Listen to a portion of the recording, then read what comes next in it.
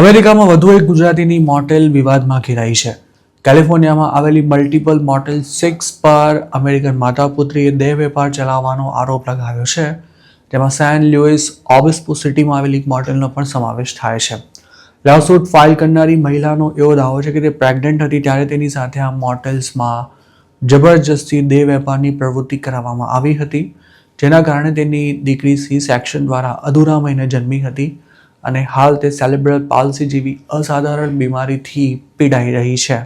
Eastern district court of કેલિફોર્નિયામાં આ લો suit સૌ પહેલા ઓક્ટોબર 28ના રોજ ફાઇલ કરવામાં આવ્યો હતો અને પછી જાન્યુઆરી 12ના રોજ તેમાં નવા સુધારા કરીને ટ્રાફિકિંગના આક્ષેપો ઉમેરવામાં આવ્યા હતા. મોટેલ્સ સામે ફરિયાદ કરનારી માતાપુત્રીની અસલી ઓળખ જાહેર કરવામાં નથી આવી. જે મોટેલ્સ સામે આ કેસ થયો છે તેમાં મેન્ટિકામાં આવેલી એક મોટેલના ઓનર ગુજરાતી છે, જેમનું નામ પ્રવીણ પટેલ હોવાનું જાણવા મળ્યું છે. આ મામલામાં માત્ર તેમણે જ કોર્ટમાં પોતાનો જવાબ રજૂ કર્યો છે, જેમાં એવું જણાવાયું છે કે તેમના બિઝનેસ પર લગાવાયેલા તમામ આરોપો ખોટા છે. જોકે ફરિયાદીનો એવો દાવો છે કે પ્રવીણ પટેલની મોટેલમાંથી તેણે ટ્રાફિકરની ચુંગાલમાંથી ભાગી જવાનો પ્રયાસ કર્યો હતો, પણ તેની ચીસો સાંભળીને પણ મોટેલનો સ્ટાફ કોઈ મદદ કરવા માટે આગળ નહોતો આવ્યો.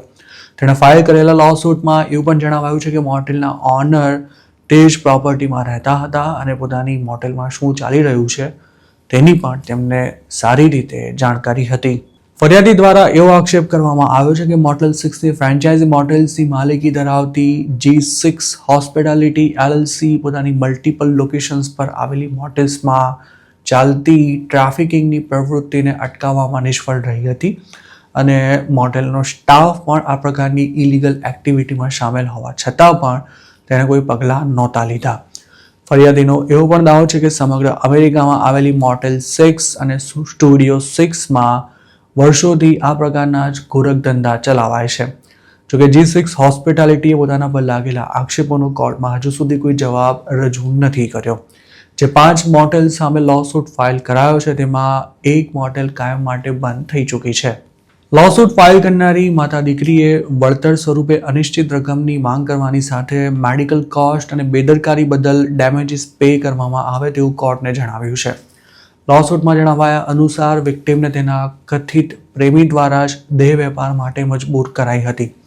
તેણે એવો પણ દાવો કર્યો છે કે પોતાનો પ્રેમી ટ્રાફિકર છે તેનો તેને જે તે સમયે કોઈ અંદાજ જ નહોતો. તેને મોટેલમાં રખાતી હતી ત્યારે તેને કોઈની પણ સાથે વાત કરવાની પરમિશન નહોતી, તેમજ ક્યારેક તેને માર પણ મારવામાં આવતો હતો. જુલાઈ 2018થી ઓગસ્ટ 2020 સુધી તેની પાસે આ કામ કરાવવામાં આવ્યું હતું, જેમાં સમગ્ર પ્રેગ્નન્સીના સમયગાળાનો પણ સમાવેશ થાય છે. વિક્ટિમનું કહેવું છે કે તેને દિવસમાં 8 લોકો સાથે સૂવા માટે મજબૂર કરાતી હતી અને આ દરમિયાન ટ્રાફિકર એક પછી એક મોટેલ 6માં તેને ફેરવતો રહેતો હતો. વિક્ટિમનું કહેવું છે કે તેની પાસે આ કામ કરાવનારો મોટેલ 6માં જ તેને લઈ જતો હતો, કારણ કે આ મોટેલ્સમાં જ આ પ્રકારની એક્ટિવિટી થાય છે અને તેના માટે તે ખૂબ જ જાણીતી પણ છે અને ટ્રાફિકર જાણતો હતો કે ત્યાં પોતાને કોઈ જ પ્રોબ્લેમ નહીં થાય.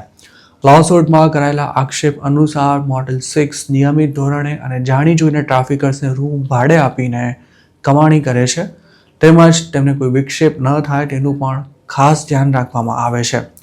તે ટ્રિબ્યુટના એક રિપોર્ટ અનુસાર લોસૂટમાં જેટલી પણ મોટેલ 6નો ઉલ્લેખ કરાયો છે તેના ઓનલાઈન રિવ્યૂઝમાં પણ કેટલાક લોકોએ મોટેલમાં દેહ વેપારની પ્રવૃત્તિ ચાલતી હોવાનું જણાવ્યું છે. વિક્ટિમનું ત્યાં સુધી કહ્યું છે કે કેટલીક મોટેલ 6 ફ્રેન્ચાઇઝીનો 90% જેટલો બિઝનેસ આ જ ધંધામાંથી આવે છે. યુએસમાં લગભગ 80% જેટલી મોટેલ્સ ઇન્ડિયન્સની અને તેમાં ગુજરાતીઓની માલિકીની છે, પણ આ મોટેલ્સ તેમાં ચાલતી ટ્રાફિકિંગ સહિતની અનેક પ્રકારની ક્રિમિનલ એક્ટિવિટીઝ માટે અવારનવાર સમાચારોમાં પણ ચમકતી રહે છે. ઘણી મોટેલ્સને લોકલ ઓથોરિટી દ્વારા આ જ કારણસર બંધ કરાવી દેવામાં આવી છે કે પછી તેમને વેચી દેવાની ફરજ પડાઈ છે, તેમજ તેમના ઓનર્સને જેલમાં પણ જવું પડ્યું છે.